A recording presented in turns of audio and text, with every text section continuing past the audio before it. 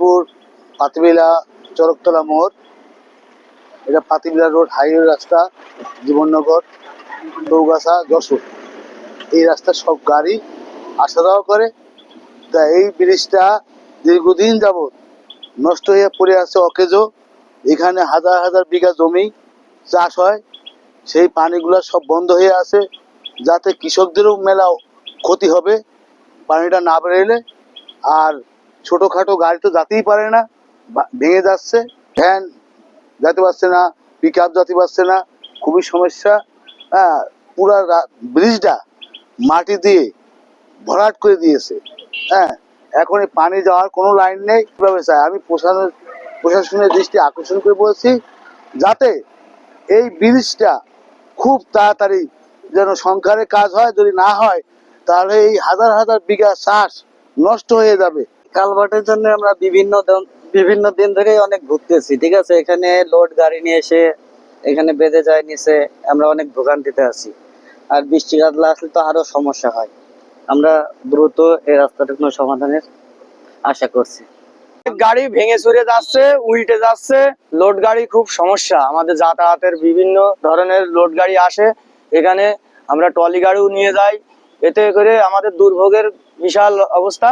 তা আমরা প্রশাসনের দৃষ্টি আকর্ষণ করছি এবং সরকারের দৃষ্টি আকর্ষণ করছি যে কালভার্টটা যেন খুব দ্রুত আমাদের করে দেয়। কালভার্টটার জন্য আমাদের চলাফেরা করার জন্য খুব অসুবিধা হচ্ছে। আমরা গাড়ি কোনো কিছু লোড দিতে পারলে আমরা যেতে পারি না, আমাদের খুব অসুবিধা হয়। এর জন্য আমাদের মহেশপুর দিয়ে ওই উপজেলা দিয়ে ঘুরে যেতে হয় আমাদের বিলে মাঠে, যে কোনো মাল নিয়ে যেতে বলি।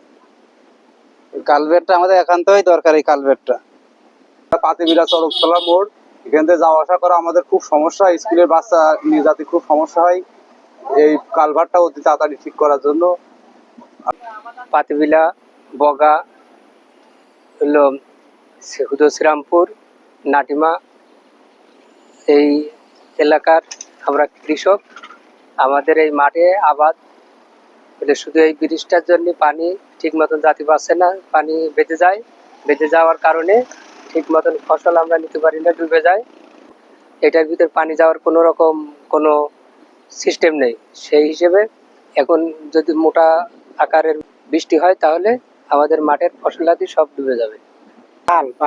পাতিবিলা গবরাবিল, এখানে 3-4টে মৌজার পানি গবরাবিলে এসে পৌঁছায়। আর গবরাবিল থেকে কবুতক্ষ নদীতে যায়।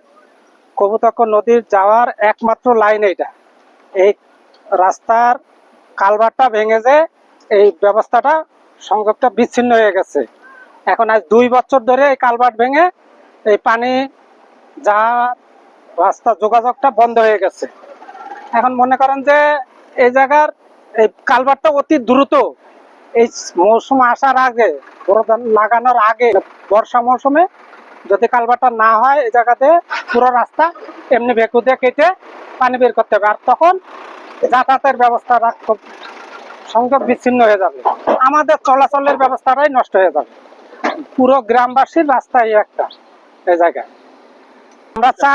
আমরা চাই যে রাস্তাটা এই কালভার্টটা দ্রুত মেরামত করে দিক।